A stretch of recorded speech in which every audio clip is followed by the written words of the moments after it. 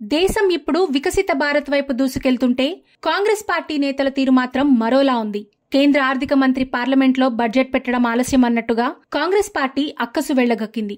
దేశంలోని అన్ని ప్రాంతాలను సమానంగా అభివృద్ధి చేయాలని ప్రధాని మోదీ సంకల్పిస్తుంటే కాంగ్రెస్ నేతలు మాత్రం నిధుల కోసం దేశాన్ని విభజించాలంటూ కొత్త పల్లవి అందుకున్నారు. కేంద్రం దక్షిణాదిలో వసూలవుతున్న పన్ను పైసలను ఉత్తరాదిలో ఖర్చు చేస్తోందంటూ ఎంపీ తీవ్ర వ్యాఖ్యలు ఇప్పుడు దేశవ్యాప్త దుమారానికి కారణమవుతున్నాయి. మధ్యంతర బడ్జెట్ను ప్రవేశపెట్టిన కొద్దిసేపటికే కర్ణాటక కాంగ్రెస్ నాయకుడు తీవ్ర అభ్యంతరం వ్యక్తం చేశారు. ఆయనెవరో కాదు, కర్ణాటక ఉప ముఖ్యమంత్రి డీకే శివకుమార్ సోదరుడు. బెంగళూరు ఎంపీగా ఉన్న ఆయన కేంద్ర మంత్రి నిర్మలా సీతారామన్ ప్రకటన తర్వాత మండిపడ్డారు. కేంద్రం దక్షిణ భారతదేశానికి అభివృద్ధి నిధులను అందించకుండా ఉత్తరాదికి ఉపయోగిస్తోందని ఆరోపించారు. సమస్యను పరిష్కరించకుంటే దక్షిణాది ప్రత్యేక దేశం కావాల్సి వస్తుందని కాంగ్రెస్ ఎంపీ డీకే సురేష్ కుమార్ అన్నారు. బీజేపీది విభజన మనస్తత్వమని ఆరోపించారు.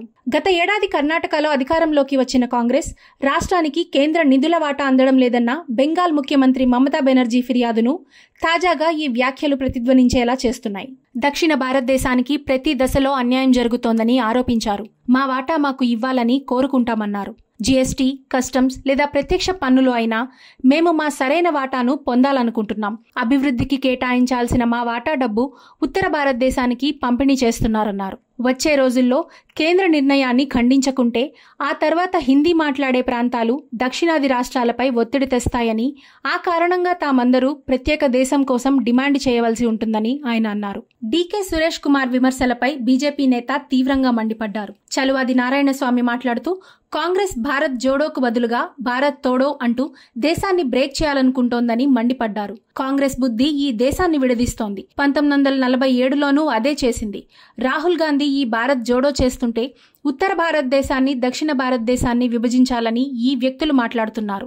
రాజ్యాంగాన్ని పరిరక్షిస్తానని, దేశాన్ని ఐక్యంగా ఉంచుతానని ప్రమాణం చేశారు.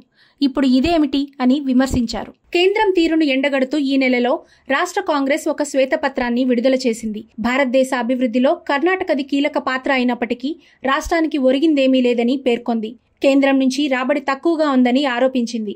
2023-24 సంవత్సరానికి కార్పొరేట్ ఇతర పన్నుల కింద కర్ణాటక వాటా 2.25 లక్షల కోట్లు కాగా పన్నుల పంపిణీ ద్వారా 37,252 కోట్లు మాత్రమే వచ్చాయని, ఇక రాష్ట్ర జీఎస్టీ సహకారం దాదాపు 1.4 లక్షల కోట్లు, కానీ 13,005 కోట్లు మాత్రమే వస్తున్నాయని కాంగ్రెస్ పార్టీ అధికార ప్రతినిధి లక్ష్మణ ఆరోపించారు. వివిధ పన్నుల ద్వారా దాదాపు 4 లక్షల కోట్లను ఆర్జించినప్పటికీ కర్ణాటకకు అందాల్సిన 1,00,000 కోట్లకు బదులుగా మొత్తం 50,257 కోట్లు వచ్చే అవకాశం ఉందని లక్ష్మణ తెలిపారు. ఇలాంటి ఫిర్యాదులు గతంలో కేరళ నుండి రాగా ఇటీవల తమిళనాడులో ఎంకే స్టాలిన్ నేతృత్వంలోని డీఎంకే ప్రభుత్వం నుండి వస్తున్నాయి. ఈ నెల ప్రారంభంలో కర్ణాటకలోని కాంగ్రెస్ ప్రభుత్వం కేంద్రం వక్రీకరించిన పన్నుల పంపిణీకి వ్యతిరేకంగా కూటమిని ఏర్పాట్లు చేస్తున్నట్లు పేర్కొంది.